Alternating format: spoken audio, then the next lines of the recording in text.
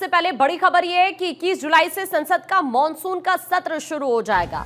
दरअसल 21 जुलाई से 12 अगस्त तक संसद का मॉनसून सत्र होगा। ये इस वक्त हम आपको जानकारी दे रहे हैं और इस बार विपक्ष को भी पूरा मौका मिलेगा क्योंकि विपक्ष के कई सवाल हैं, चाहे ऑपरेशन सिंदूर की हम बात करें। हालांकि इससे पहले सूत्र भी यही जानकारी दे रहे थे कि जुलाई में ही संसद का मॉनसून सत्र होगा और अब एक बार फिर से खबर ये आ रही है कि 21 जुलाई से संसद का मॉनसून सत्र शुरू हो जाएगा और 12 अगस्त तक संसद का मॉनसून सत्र ये रहने वाला है।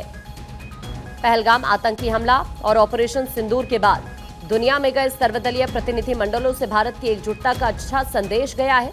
लेकिन अब जिस तरह से देश के अंदर, इससे पहले भी आपने देखा, विपक्ष की तरफ से विशेष सत्र को लेकर मांग की गई थी और अब खबर ये मिल रही है कि यहां पर 21 जुलाई से 22 अगस्त तक संसद का मॉनसून सत्र रहने वाला है।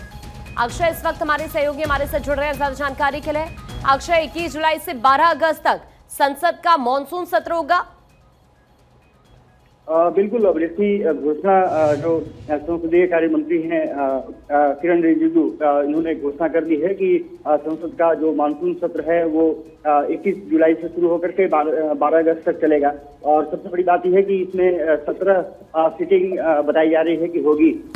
जिस तरह से विपक्ष लगातार मांग कर रहा था कि स्पेशल सेशन बुलाए जाने चाहिए, खास करके ऑपरेशन सिंदूर के बाद, लेकिन सरकार ने उसको नहीं माना है। अब मानसून सत्र सरकार ने बुला लिया है। मानसून सत्र में माना जा रहा है कि ऑपरेशन सिंदूर सहित तमाम मुद्दों को लेकर के चर्चा होगी और फिर वहां पर गवर्नमेंट कोशिश करेगी कि हर मुद्दे का समाधान चर्चा के जरिए निकाला जा सके, सब कुछ पटल पर रखा जा सके। जिस तरह से विपक्ष लगातार मांग कर रहा था कि स्पेशल सेशन सरकार को बुलाया जाना चाहिए, किस तरह से सरकार का पक्ष रहा है, किस तरह से सीज फायर हुआ, इन तमाम मुद्दों को जानकारी देनी चाहिए। लेकिन अब सरकार ने तय कर लिया है कि मानसून सत्र बुलाया जा रहा है। मानसून सत्र 21 जुलाई से शुरू होकर 12 अगस्त तक चलेगा। और अब किरण रिजिजू ने क्योंकि घोषणा कर दी है तो ये माना जा रहा है कि जो विपक्षी पार्टियां सवाल सरकार को उठा रही थी वो शायद अब रुकेगा।